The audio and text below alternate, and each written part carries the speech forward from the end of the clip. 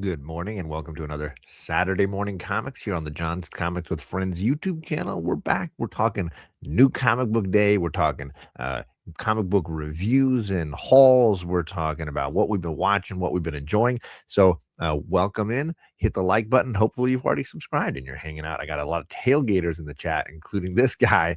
We're going to get to this crazy guy right off the bat, but let's say hello to everybody else first. We got Kevin from Entropy and Comics who hit that like button and was in the chat 12 hours ago when I posted this live stream, and he was followed by Rod the Rican, who saw it just 20 minutes later. So all these people, these late nighters, hitting that notification bell, they were well aware that I was going to be going live the next day, so they were rocking and rolling, and I appreciate them for that.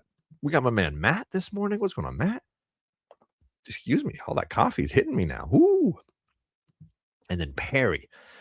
We'll get to Perry in just a second. We got Dan. What's going on, Dan? And we got Robert. I feel like Robert, you're somebody that I feel like I've been finding in all the best chats. Anybody's channel that's doing good comic book live streaming, you are there, sir. You are one of those people that I'm so happy to find in a chat room because it tells me that that is a quality comic book YouTube channel. So I appreciate you taking a little time to be in this chat. So it's a sign of quality just seeing your name in the chat. But let's get to the opposite. Let's get to Perry taking some shots. It's been 8 months, my dude. 8 months since this very talented YouTuber has dropped a video. I think it was 8 months, and he dropped one yesterday, and I finally watched it all this morning. I'm talking about Perry Comics doing his rewatch or his first time viewing videos, and he's got so many on his YouTube channel, and I believe, and he can correct me if I'm wrong, but I believe I've watched all of them, and I always enjoy them.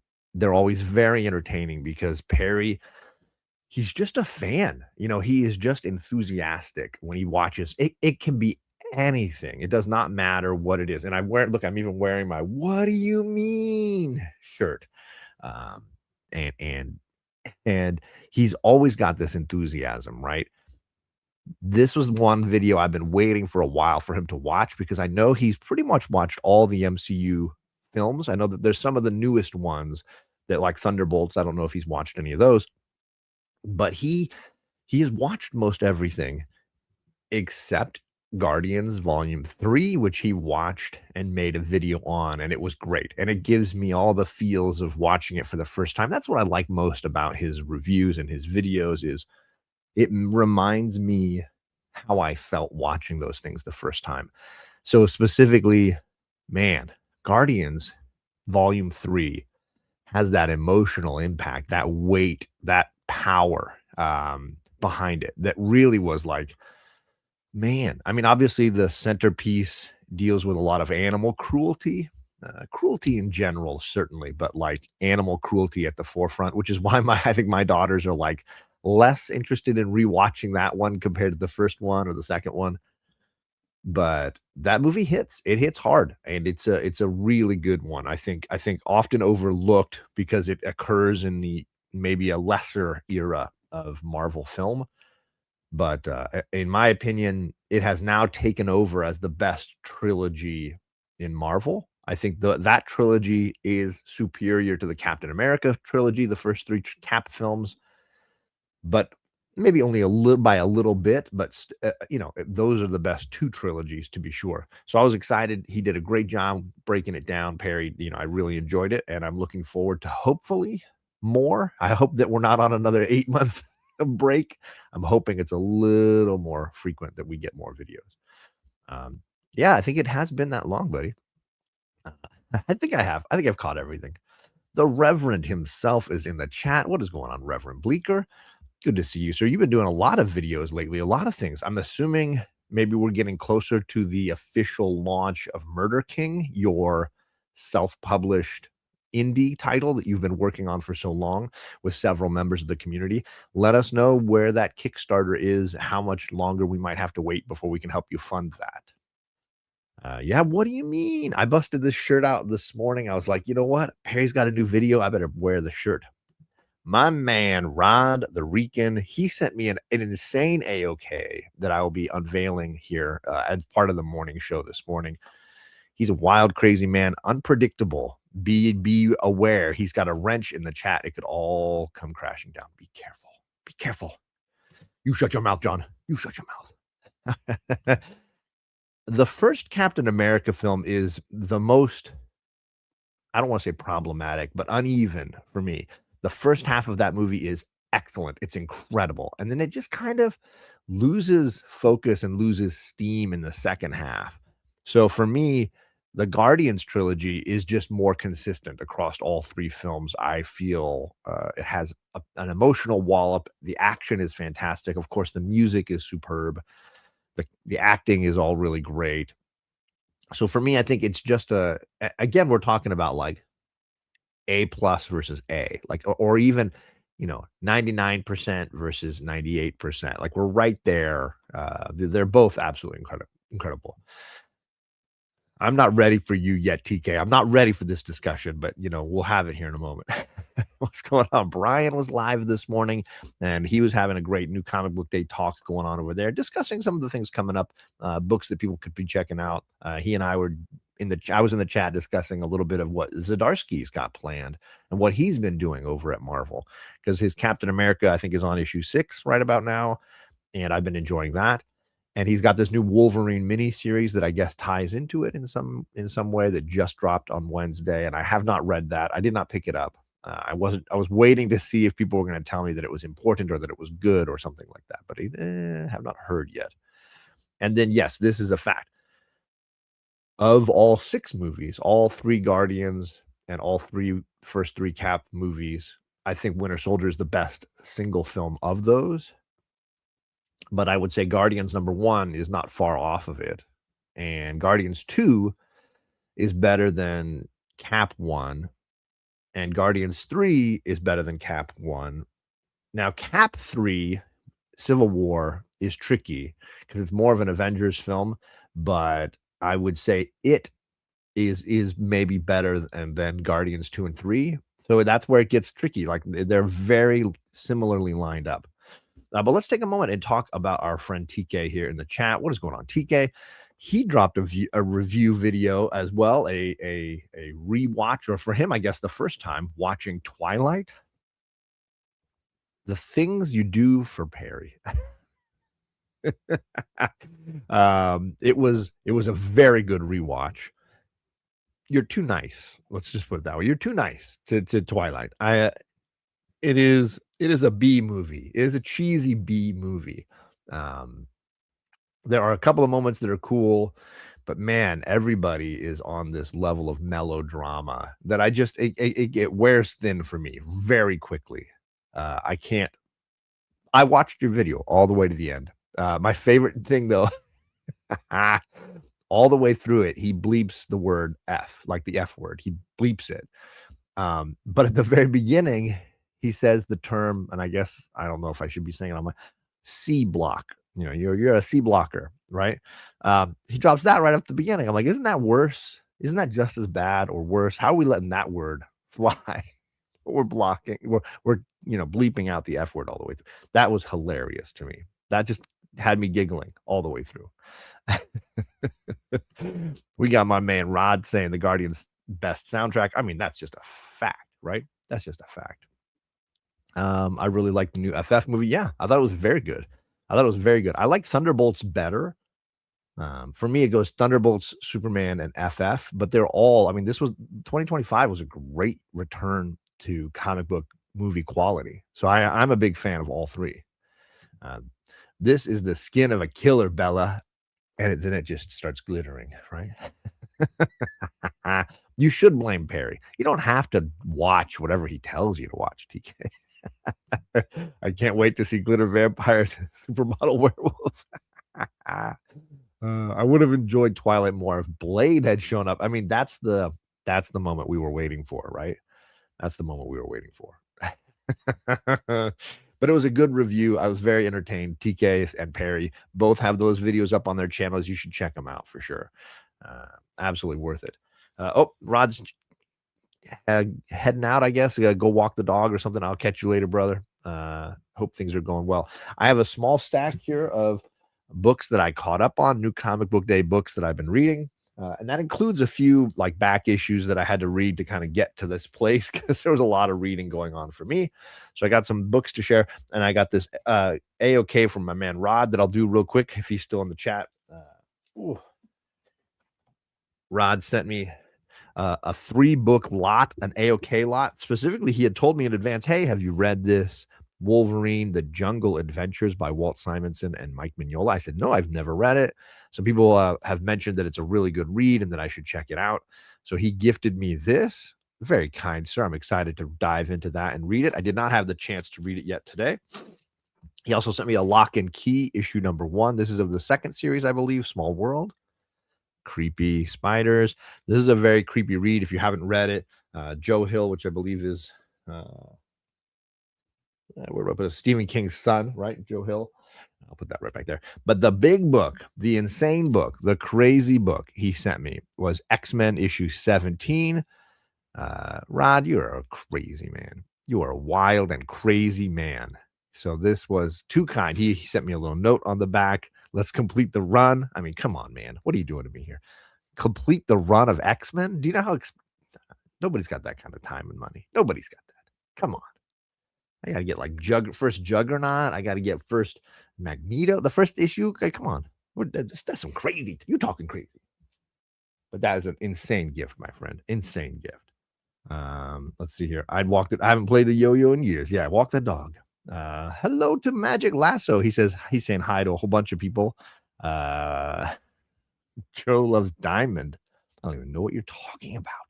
You're crazy. We got my man JP Budget Collecting in the chat. What's going on, JP? I was on his channel on Thursday trying to convince Marcus Circumstances that that there was deeper value in Ram V's book, The Rare Flavors, which I thought was wonderful. So couldn't really win him over, but hopefully he had a good time at least discussing it with friends. See how that goes. Complete the run. Yes, complete it. You will complete the run. Everybody's saying hi to everybody. Okay, well, let's get into some. Let's go into the rest of my haul for New Comic Book Day, and then I will go into the reviews.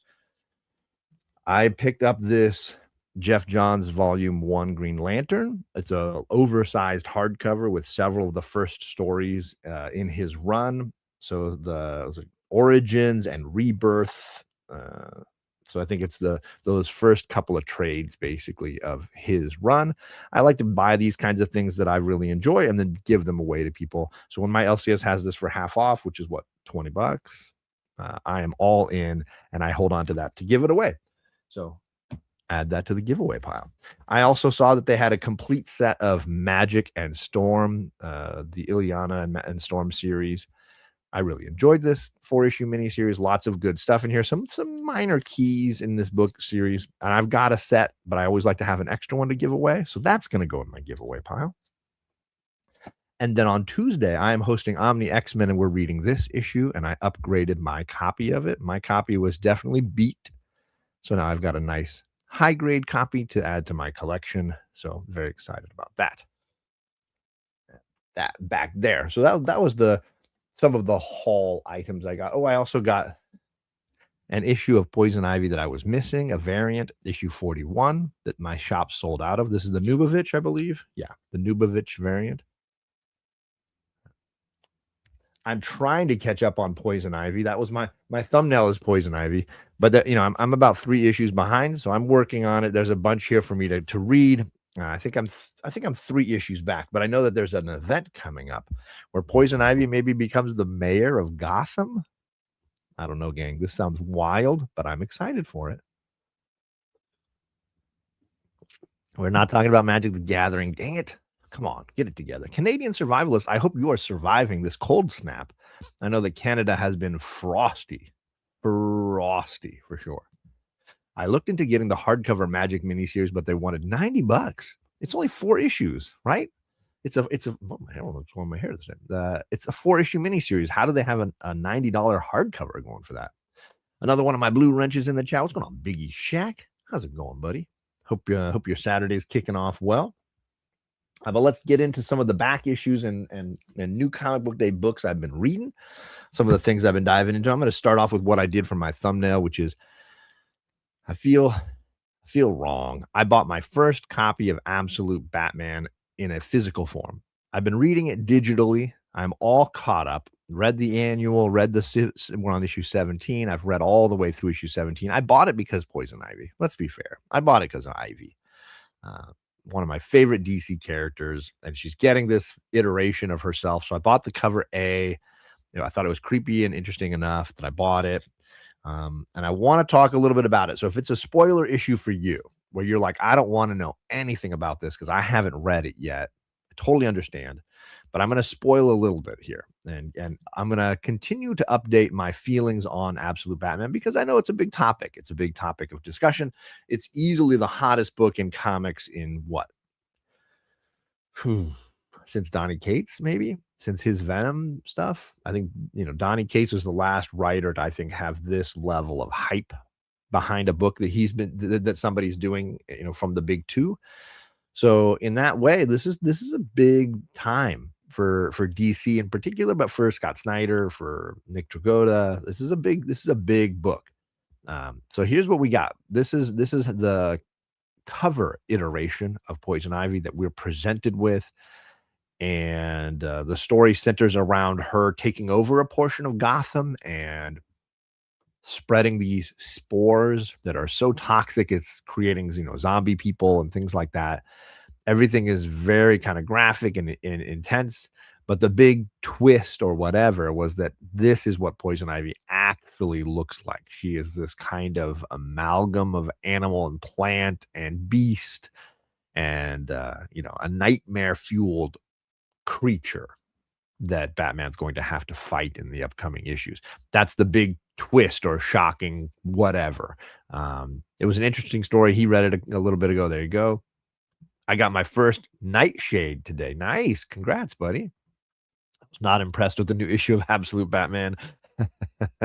I will say, Dan, I have not felt impressed with it, period. And this is my main point, Biggie, is that I feel like I made a video not long ago talking about how Absolute Batman is a satire. It is over the top intentionally. Like it is a ridiculous prism to look at the Batman universe through because it's not designed to be like that Batman Year One realism. It's not designed to be that like I don't know, that Adam West cheeky Batman. It's not designed to be the Tim Burton Gothic Batman. It's not any of those things. It's this sort of dark universe, this Snyder-esque, meaning Scott Snyder, vision for the Batman universe. And as a result, it's entertaining. And I will not deny the entertainment value. It is definitely like popcorn in a sense, right? It's Michael Bay-esque in that regard. But I also think that at this point, what they've decided Batman's universe is just really, really graphic. And it puts the graphic in graphic novel in a big way. And whether you're okay with that or not is going to be very much dependent on how you feel about books having that level of graphic content, right? For me personally, it feels a little too much like the worst of like A24 or some of those films that are like body torture, body, graphic kind of, films. It gives me those human centipede like vibes, and I'm not into it. It's not for me. And in that way, I know Big E says it's ugly, and that's true of all of it. I mean, you look at what they did with Bane, Joker, Croc, Riddler, Two-Face, Penguin, like all the baddies that we have seen are just grotesque, right? They're really designed to be over the top disturbing. And your enjoyment for this comic is going to be in part related to how you feel about that, right? And I'm not trying to say how you should feel or shouldn't feel about it. I'm just saying for me, the reader, it's too much. it's too much. It doesn't feel like my Batman anymore. It just feels graphic. And in that way reminds me more of a bad A24 movie than, say, Tim Burton's Batman or Christopher Nolan's Batman. It doesn't have the vibe of a Detective Comics. It has a vibe of an A24 Batman, I guess you could say. So that's where I'm at with it and how I'm feeling about it. It was a cool concept. Again, I like the concepts here. I just don't know that I love the execution of how they're doing it. And there are issues I like more than others. Certainly, the annual is the peak, right? The annual for me continues to be the best example of what it's trying to do because I think Daniel Warren Johnson's a better writer and a better artist, but also I think he gets the joke better than Dragotta and Snyder do. But that's where I'm at. I love Nick Dragotta's art. Obviously, East of West by Hickman is one of my favorites. Great comic series. So I like Nick Dragotta's artwork. I don't know that it always works with his character designs and things like that, but I think what I love most is exactly what Dan is saying here. The best thing about this book is that it's hyping up younger readers to go to their comic shops and read comics. That's the dream, and I think that's what all of us have been trying to accomplish, and certainly that has been a big part of my goal with doing YouTube, is to continue to be a place of, like, excitement and enthusiasm about comics, and if we can get younger people buying books and going to the shops and hyping, their enthusiasm about these things, sold. Like, let's do more of it. So I'm if nothing else, I'm in the stands cheering the comic industry on. And if this is the book that's gonna make people go out and go to their shops, then let's have, 10 more like it. Let's keep it going, right? So that's where I'm at with that, right? Matt says, "I don't think it can maintain this level of hype for a period of time." I mean, that's the hard part is, like, at what point does it peak? Where does the hype wagon peak? Maybe we've already reached it. I know that they've got a Green Arrow book coming for the Absolute Universe. I'm still really loving the Wonder Woman book. I think a friend of mine was telling me I need to catch up on the Superman book. I only read like the first, I think, 3 issues and then kind of lost interest in it. Um, I at some point I'd like to catch up on it, but I don't know when I'll be able to do that. My LCS keeps increasing their orders and told me they sold 50 trades of it. That's fantastic. I love that.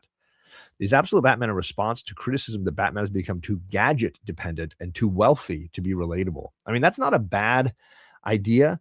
I think that sometimes these characters who've been around for what is it? Are we nearing to 70 years of Batman? They might lose the connectivity to their audience, right? And there have been iterations of Batman. I'm not going to say that there's just one Batman, right? Because the original Batman was killing gangsters. Then obviously, is it Bob Finger? No, Bob Kane and Bill Finger.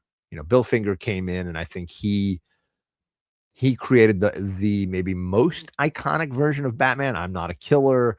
He fine tuned that backstory, gave him a sidekick. All of these things that I think Bill Finger did, and then of course you have the Adam West era. The TV show certainly left its fingerprints on the character, just like Frank Miller did, and Tim Burton did, and now I think Christopher Nolan did. So we have these iterations of Batman, and in a way, it's like overlapping circles, and the true Batman might be somewhere in the middle, and in some of these other, Absolute versions or Adam West versions might be closer to the fringe. But where you find your entry point is gonna probably be what speaks to you the most, and I think the films obviously connect to a larger audience than the comics, so there's more likelihood that the films have more of that connectivity than, say, the Absolute Batman. But I also know that some of these characters are coming up on copyright. The copyright might end on some of these characters at some point. So having an absolute edition allows them to retain ownership of that character longer. And while the original version from the gangster era might be up for, free usage, the absolute version is that the clock has just started ticking on that. So there's some benefit to them for sure on that front. There's a Catwoman book coming. Yes, sir. Hey, Steve White is in the chat. What's going on, Steve? Happy Saturday, my friend. So it's 80 plus years. Oh my goodness. I was underselling it. We are over 80 years. Holy guacamole. Mind is blown. Um, let's see. It is going well on what is it? It's 10th or 12th or 13th print. I mean, hey, there's definitely a hype machine behind it for sure. The 109th anniversary of Superman and Batman are close now. Wow. Holy guacamole. My man Sean is in the chat. What's going on, Puff? He's been posting a lot of great things on Instagram talking about his movie tastes and his music tastes, and it's been fun catching up. There's a lot of movies that I'm like, oh, I've never heard of that one. I got to check this one out. So I always appreciate hearing more from you, buddy. I hope Saturday's kicking off well. We're just talking absolute Batman right now and all the hype. So it's been 87 years since the creation of Batman. And obviously, in that time, you're going to have preferred iterations of that character, right? And I grew up in the Frank Miller era, so I know that there's a lot of love for his Dark Knight or for his Year One. But I also grew up in the Adam West era, which is around the same, just before that, and then later in the Tim Burton era, when his film came out. So it's each one of those versions of Batman is distinctly different from the others, but there's an overlap, right? There's a center to that Venn diagram, if you will. Um, let's see here. 100. Okay. Yeah, I get the same. Yeah. Fat thumbs. I get it. I get it. I always miss, push the buttons wrong.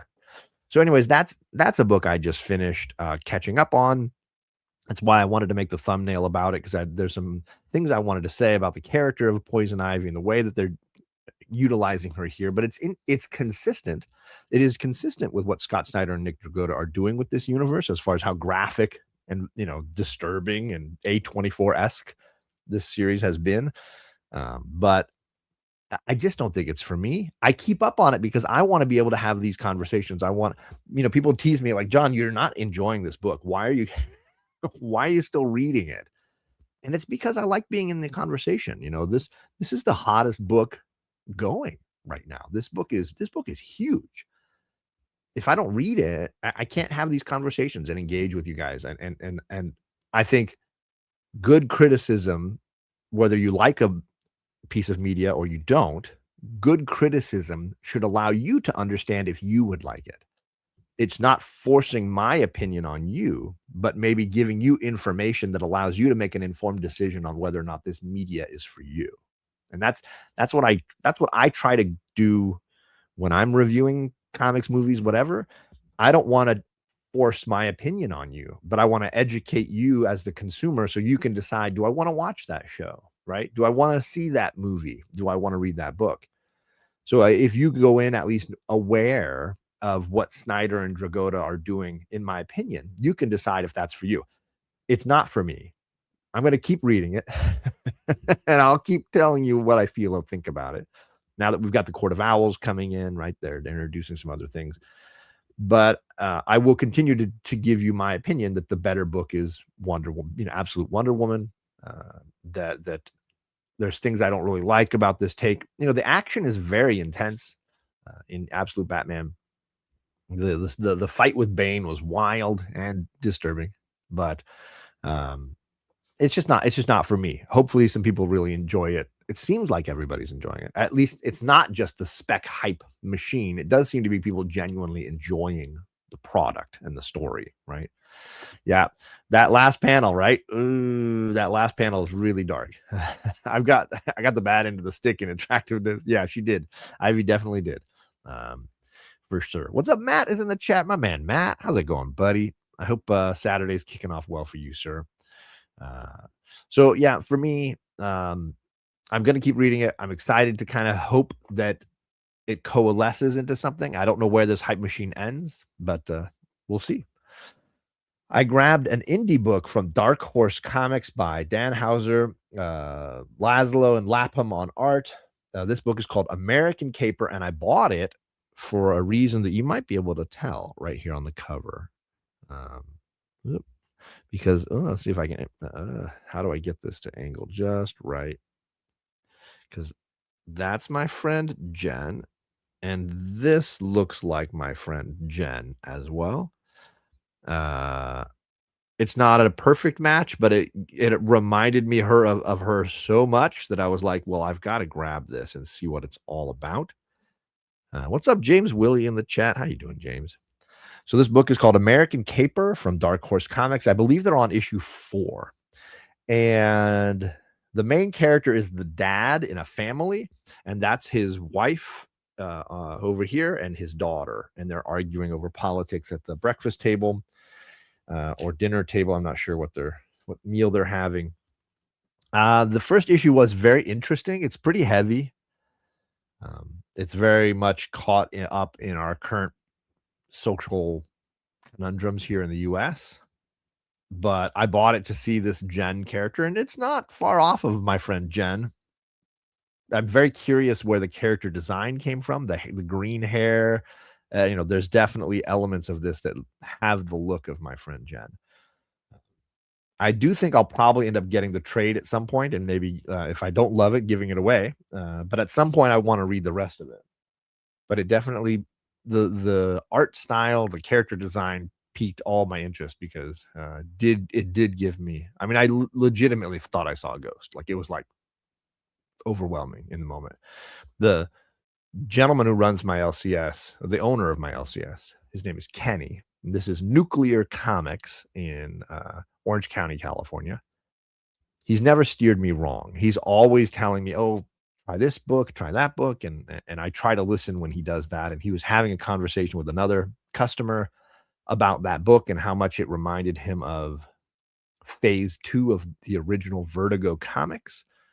And that's what piqued my interest because I'm a Vertigo fan. So I was like, "Oh, now I got to check this out." And then when he held up the variant, I was like, "Oh, damn, like I need to I need to get this." And that's why I bought issue 1. I don't think he's got issues 2 or 3, but issue 4 had just come out. So at some point maybe I'll just get the trade and check that out. So there you go. Another book I've been reading. Let's get into one more DC title. I caught up on Wonder Woman. This is usually Tom King, but he took a 2-issue break. He and Daniel Sampier are taking a break. This is a Stephanie Williams 2-issue storyline having to do with most of the other Wonder Women. So Nubia's got a part in it. Cassie's got a part in it. Donna Troy's got a part in it. Yara Flor. So the other Wonder Women were the big part of this particular story. I had read up through the Mouse Man storyline ending. That was issue 28. And then 29 and 30 were the Stephanie Williams storyline. And that just wrapped up. And I guess we're going to get a plot called Wonder War. Maybe the next big arc of Wonder Woman seems to be connected to the matriarch villain that they've been slow burn introducing. But I've been enjoying this run for the most part. The Mouse Man storyline did drag on a bit, but this was a fun return to form. I was not familiar with the artist Spokes, but they did a wonderful job with the action and the paneling in this 2-issue story. So I really enjoyed that. And like I said, it was a 2-issue story. Let's see. I have the issue 29. I got the Nakayama cover, which gives me Michael Turner vibes. I don't know about you guys. That feels like a Michael Turner kind of cover. So I read issue 29 and I read issue 30. So I got those done. Let's see what else I got here. Oh, yeah. Let's get into Exquisite Corpses. So I caught up on issue 9, which was last month, and then issue 10, which was this month's issue. This book continues to be very entertaining. I commented that I don't like how graphic Absolute Batman is because it doesn't feel like a Batman book in that moment. I'm okay with it here. This is a very violent book as well. People getting killed in any manner of grotesque graphic sort of ways. But I'm really enjoying the roller coaster ride here. The main character seems to be Laura, an ambulance driver caught in the midst of this violent game that's going on in her town. All of these creepy killers, right? There's the rascal rabbit, something like that. There's the lone gunman. They've been taking over this town and murdering both the normies, like the citizens, but one another in this fight for ownership of the US. And It's been a roller coaster ride. Again, the term exquisite corpses comes from the creative endeavor where several people are telling the story or working on the artwork as a group. So obviously, this is a Tinian book, but he's brought in other writers and other artists. And so we're only 10 issues in, and it seems to be this unusual amalgam, right, of all of these creators telling a story as a team. And that's where that term exquisite corpses comes from. And in the same way, the plot has to do with all of these families vying for power and at different moments winning or losing. So it kind of goes back and forth in control. So that's been the roller coaster ride of the book. Laura is caught in the middle of it and she's trying to save as many people as possible, right? She is an ambulance driver, a paramedic, an EMT. And so her main goal is just save as many people as possible. But she's also, if I am not mistaken, she's a veteran from the Middle East. And so she was a trained soldier for the US. And so her survival instincts are all kicking in, right? And so she's got a pistol at this point, and she's an active participant in these war games. It's been exciting to kind of watch her go through this. I don't know how long this series is supposed to last. It seems like it's culminating, but there's still 4, I think, maybe 5 assassins left. So we're still kind of caught up in the middle of it for sure. I feel like I missed some people. I said hello to James Willie, but I appreciate you, my friend to the north. I hope it's not too cold up there. I've been worried about some of my friends that are far up to the north, like Wellbore. I know you're Canadian, right? You're up there in the Canadian frosty north, I believe. So I hope you guys are staying warm up there and not freezing over too bad. Let's see here. Did I miss somebody else? Oh, so Spokes is from Edmonton. Okay. I did not know that. Matt is saying, I noticed your issue 1 back there. Good stuff. Well, so I've got because I did that show with Magic Lasso, I got my Avengers slabs out, right? 1, 2, 4, and 9 are my slabs. 3 of those were gifts, which are insane. Insane, right? The only one I purchased myself was Avengers 4. 1 and 2 were from my friend Steve Whiting in Florida, who was an insane person, an absolutely crazy person. This issue of Avengers here was a gift from my man TJ, and I had it pressed, clean, slabbed. So that's why it's the nicest grade of all of them. But they were, I was just casually buying early Avengers books, and then these people came along and were like, no, you're going to do the whole run. and because of them giving me 1 and 2, I went out and hunted down 3 and 4, and then worked on that first 20. I think I got 25 issues. The first 25 is where I'm at right now. But thank you, I appreciate it. I mean, it's not. I don't feel like I earned it at all. But I got it, but I didn't earn it. I don't doubt it. I don't doubt that it's that cold. James Willie says it's hovering around freezing, threatening to snow, west coast of Vancouver area. Stay frosty, or stay warm, I should say. Stay warm, my brother. Horrific Vancouver weather. Yeah, yikes, man. I mean, I'm hearing about ice storms and sleet and, crazy road conditions. Hopefully you don't have to go out. Hopefully you can work from home a little bit. Fingers crossed, man. Fingers crossed for sure. So yeah, that's Exquisite Corpses. Really enjoying it. Gonna keep going with it. I tend to get the polybagged versions with the card, and then I take them out of the bags and read them and enjoy them. So let me put that down there. That's going in the indie box. The last book the last review I've got to do is for Die Loaded specifically. I finally got caught up on it. I had read the first 2 issues. And I was really enjoying it, but I had not read issue 3. And so I grabbed issue 3 out. And then I just got issue 4, which I believe was this last week or the week before. I got both covers for that.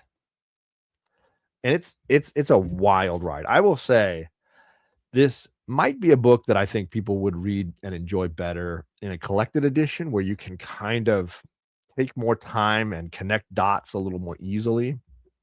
I tend to read 2 or 3 issues at a time so that I can go back and like I reread 2 and then read 3 and 4, and I think I enjoy it better that way, which is why I was a little bit behind on it. I want a better understanding of the big plot pieces that are happening and how it connects to the first series and how it is connecting to these new characters. Um, it is a wild ride. Great artwork. Stephanie Hans is just unparalleled. But, man, this is a dense, dense read. It requires a lot of focus, it requires a lot of reread, it requires a lot of attention, and some people are not fans of that kind of a comic. They want the the breezy, quick entertainment, and I totally get it. But every once in a while, I want something that really makes me think and leaves me, you know, with questions. Exquisite Corpses is just a breezy, fun roller coaster ride of violence. But Die is this, I don't know, it feels like an older Shakespeare Dickens kind of a book that requires you to really focus in and reread passages and kind of dive deeper into what it means. So I like that it pushes and challenges me, the reader, to dig deeper. And I'm enjoying it a ton. I'm looking forward, of course, to the day that it's in this lovely hardcover like the first volume is. It's a beautiful hardcover. So I'm assuming this will be a 12-issue run with a break somewhere around issue 6 so that they can stay on top of the artwork because I know it's a lot. It's a lot to do, and Stephanie Hans is a perfectionist, and she likes her pieces to look a certain way. So I know that it's a little challenging for her to keep up on with that grueling grind. Steve White says, just another winter day here in Canada. We are used to it. This is my 55th time around the sun in this frozen tundra. That's fair. That's fair. Perry says, stay thirsty. Hall yeah is in the chat. What's going on, Nate? He says, good morning, y'all. It's past noon here, but I was up pretty late, so I'm still counting this as morning. And I was off most of last week. There were no kids. It was a vacation week for us. So I'm still in vacation mode. I got another day and a half or so to kind of like reset because Nate and I both work in education. So we're getting ready for Monday for the return to the glory. JP says, I like to read it as a series instead of each issue as it comes. I totally get it. I am invested. I want all the variants I'm buying. So I'm picking up the single issues and I'm just trying to casually, a couple issues at a time, read up on it. There are other books where I don't need to do that. I'm not saying that all indies need to be done that way. Cause like I said, Exquisite Corpses, I tend to read an issue every issue, as it comes out. And there's definitely comics that I think are fine in single issue form. But we're in the trade reading era, right? Where most books feel like they're made for reading collected, right? In a collected edition. 2-week spring break. What? So I got a 1-week spring break and a 1-week ski week is what we called it last week, where kids take off to the mountains and snowboard and all that kind of stuff. So my students were all off, although I worked a day last week just to get some stuff ready for summer. But I know summer. I'm already thinking about summer here in February. What are you gonna do? So yeah, that's what I've been reading. That's what I've been enjoying. I wanted to take a quick moment. Wow, I got you here. I wanted to talk a little bit about Rob Reiner. I am a big fan of Rob Reiner, and I was very sad that he passed. And I haven't had time to do a proper live stream with my man Bearded Comic Bro to talk about his movies. Both of us, Bearded Comic Bro and I, have been, casually going back and rewatching a lot of his films because we do those in remembrance, in memoriam live streams where we talk about filmmakers, actors, actresses that pass away. We did one on Robert Redford not too long ago, and Diane Keaton at the same time. And we've been losing a lot of great people, a lot of hugely talented people. Rob Reiner, though, he's one of those filmmakers that I feel like, is dramatically, significantly dramatically connected to my youth. And it's very hard to separate out my experience as a moviegoer from without Rob Reiner there, without his, fingerprints all over, the movies that I loved. And from his first film that he directed, Spinal Tap, all the way to his last film, which he directed, which is the sequel to Spinal Tap, you're talking about what 16 plus 15 25, I mean, 30 40 something years of filmmaking, and some truly iconic motion pictures. um I believe he helped to craft the modern romantic comedy. I think between him and Nora Ephron, who worked together on a few films, I think they came up with the language of modern romantic comedy. You think of that era in the 80s and 90s and even early 2000s of like a New York skyline and a Harry Connick Jr. song and people walking in fall leaves talking about romance, and they've got a coffee or they're at a restaurant. These New York romantic comedies exist because of Rob. When Harry Met Sally, his connection to Sleepless in Seattle, I think he created a language for romantic comedy with, and obviously in a huge part connected to Nora Ephron, who we also lost very early.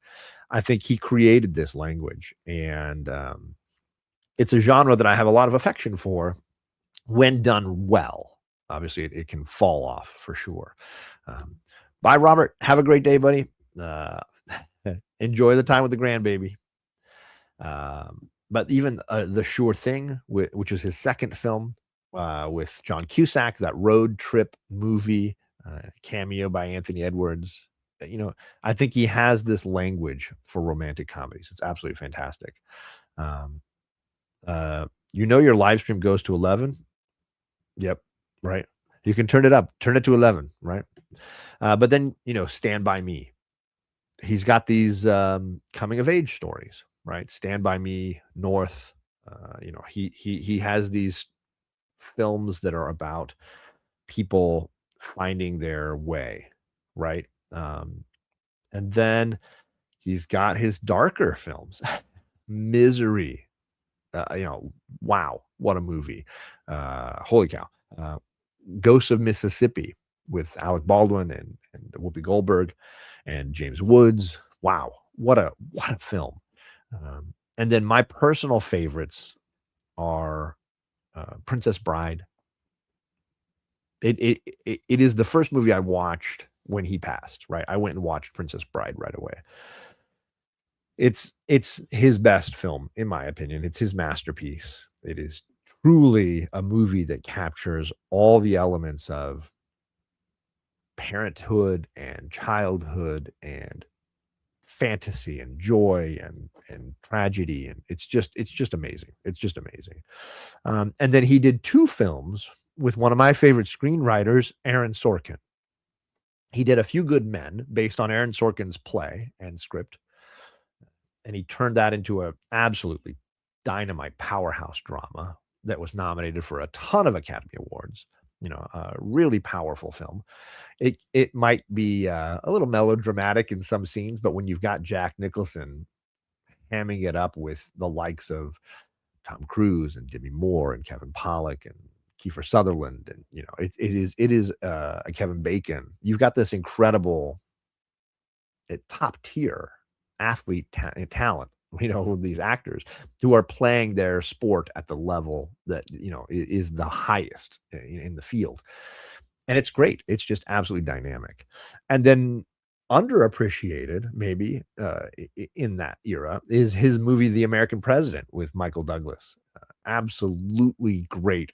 Again, Aaron Sorkin's script that has a phenomenal ensemble cast. Michael J. Fox is so great in it. Martin Sheen as the chief of staff, and was the impetus for his television career, right? Because American President was so popular that a network came and said, "Hey, do you have any ideas for TV shows?" And he's like, "No, I hadn't." Aaron Sorkin's like, "I don't have any really good ideas." And then they said, "What about that movie you made? Could you make that into a show?"